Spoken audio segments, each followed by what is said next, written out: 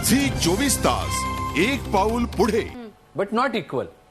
आपल्याहून वरिष्ठ माणूस हा एक समाजातला सगळ्या, काँग्रेस असंच नाही मला म्हणायचं की आपल्या समाजामध्ये आपण स्त्रीला देवी मानू, तिची पूजा करू, हे करू, पण इक्वॅलिटी हा प्रश्न येतो, हा सगळ्या समाजाचा आहे, तो दूर केला पाहिजे की स्त्रिया ह्या इक्वल आहेत, त्या बरोबर आहेत, पुरुषा इतक्याच त्या सबल आहेत, तशाच आहेत, तशी वागणूक त्यांना दिली पाहिजे. पण अशी समाजात मानसिकता अजून सुद्धा नाहीये, म्हणून हे वक्तव्य आलं. तुम्ही या वक्तव्याचा निषेध करता, जे काही मुखर्जी, अभिजित मुखर्जींचं त्यांचं हे जे वक्तव्य आलं असेल ते त्याच्याबद्दल त्यांनी माफी मागितलेली आहे. हे वक्तव्य चुकीचंच आहे, ते आम्हाला अजिबात मान्य होणार नाही. म्हणजे त्यांनी जर हे केलं असेल तर ते आम्हाला अजिबात मान्य नाही, हे चुकीचं आहे. मुझे बताइए नक्की मंगल ते आपको. हाँ बोला शायना जी. मैं कुछ पूछना चाहती हूँ शेलार जी से कि 5 थप्पड़ मारने के बाद मैं माफी मांगू, क्या वो ठीक है? आप स्वीकार करेंगे? इसके बारे में आपको मैं बोलूंगा शायना जी बहन जी कि ये आपके अध्यक्ष उनका पूरा स्टेटमेंट प्लीज पढ़ लीजिएगा. गडकरी का भी स्टेटमेंट क्या हुआ था, ये ऐसा मत बोलिए.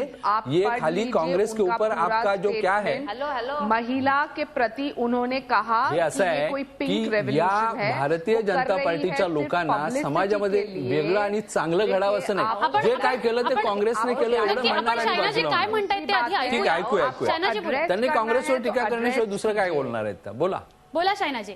अरे बोलने की जरूरत क्या है जब उन्होंने कहा हर एक महिला के बारे में कि ये कोई पिंक रेवोल्यूशन है, ये लड़कियां जाती है कैंडल लाइट मार्च के लिए, ये लड़कियां जाती है पब्लिसिटी के लिए, ये लड़कियां लिपस्टिक लगाती है, ये लड़कियां डिस्को जाती है, इनको ग्राउंड रियलिटी पे कुछ नहीं पता है. क्या आप 5 तमाचा मारने के बाद बोल सकते हैं कि मैं माफी मांगता हूं, उनकी बहन माफी मांगती है और फिर समस्या का हल हो चुका है?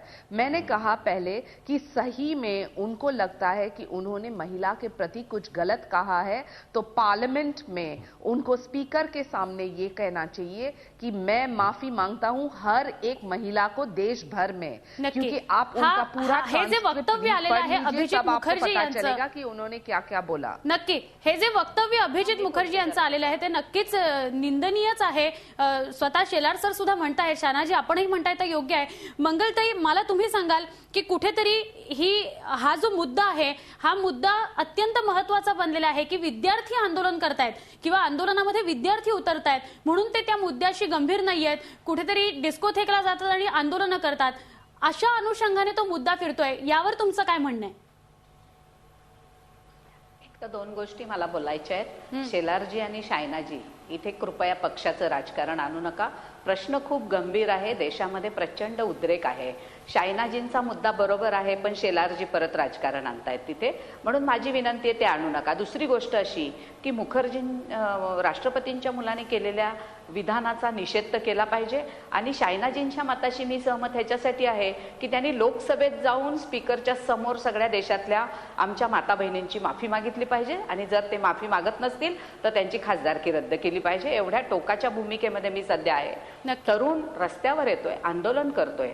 मगाशी लीना मेंदळे म्हणाल्या तसं की कुठेतरी दुखतंय, पण आता मेंदळे पुन्हा म्हणाल्या शांततामय मार्गाने केलं पाहिजे. पण जोराचा मार लागला असेल तर शांततामय मार्गाने आंदोलन नाही करतायत आणि म्हणून आंदोलनाची जी काही भूमिका असते, ज्या काही कृती असतात, प्रश्नाचं गांभीर्य किती आहे त्याच्यावर त्या कृती अवलंबून असतात. आणि म्हणून खरंच मी सांगते की देशातल्या सगळ्या तरुणींचं मी तर स्वतः स्वागत करणारी आहे की अभ्यास, करिअर ह्याला जोडून आज अन्याय अत्याचाराच्या विरोधात हा तरुण रस्त्यावर येतोय आणि काहीतरी एक न्याय्य भूमिका घेण्याची भाषा बोलतोय. माझ्या दृष्टीने नवीन वर्षाच्या आधी ह्या सगळ्या प्रवाहामध्ये आपल्याला कसं आणता येईल ह्या गोष्टीचा आपण विचार केला पाहिजे. दुसरं मला शेलारजींना सांगायचं, मगाशी मंगलताई मी तुमच्या दोघांशीही बोलते, मात्र लीना मेहेंदळे आपल्याबरोबर दूरध्वनीवरून आहेत. मला त्यांची एक प्रतिक्रिया घ्यायची आहे कारण ब्रेकची आपली वेळ झालेली आहे. लीनाताई, आपण सांगाल हा जो मुद्दा मी मांडलेला होता मंगलताईंबरोबर शेअर केला होता की विद्यार्थी आंदोलनामध्ये उतरतायत म्हणून विषयाचं गांभीर्य त्यांना नाहीये आणि तरीही ते आंदोलन करतायत, असा जो काही या अनुषंगाने येणारा मुद्दा आहे त्यावर आपण काय भाष्य कराल? नाही, ते तसा ज्या कोणाचा ग्रह असेल तो अगदी चुकीचा आहे. विद्यार्थी नीट, माझ्या मते विद्यार्थी पूर्ण रिस्पॉन्सिबिलिटीने उतरत आहेत, हे एक. आणि मंगलाताईंना मला सांगायचं, मी हेच म्हणत होते की आंदोलन सुरुवातीला दुपारपर्यंत अत्यंत शांततेत पार पडत होतं. म्हणजे ही एक एक विद्यार्थ्यांनी एक जबाबदारीने वागलेली भूमिका होती, हेच मला सांगायचं होतं. त्याच वेळेला जर का राज्यकर्त्यांकडून, प्रशासनाकडून त्याच वेळेला त्यांना नीट समजावणीच्या भाषेत उत्तर दिलं गेलं असतं, त्यांना विश्वासात घेतलं गेलं असतं. आम्ही हे करतोय, आमच्या हातून मागे चुका झाल्या असतील, पण त्या चुका आम्ही आता अशा दुरुस्त करतोय आणि तुम्हाला काय सांगायचं असेल तर तुम्ही पण आम्हाला तुमची मतं सांगा किंवा तुमचे सुझाव सांगा, तुमचे सजेशन्स द्या, असं जर का प्रस्ताव आला असता प्रशासनाकडून तर पुढे जे काही संध्याकाळी जे थोडंसं आंदोलनाला वेगळं वळण लागलं ते लागलं नसतं. नक्की आपण या सगळ्यावर अधिक चर्चा करूया. एक जो मुद्दा या अनुषंगाने येतोय की आंदोलक आणि राजकारणी यांच्यामध्ये जनरेशन गॅप निर्माण झाली आहे आणि त्यामुळे हा सगळा प्रश्न उपस्थित होतोय का, याविषयी सुद्धा आपण बोलूया एका छोट्या ब्रेक नंतर. पाहत राहा रोकठोक. झी 24 तास, एक पाऊल पुढे.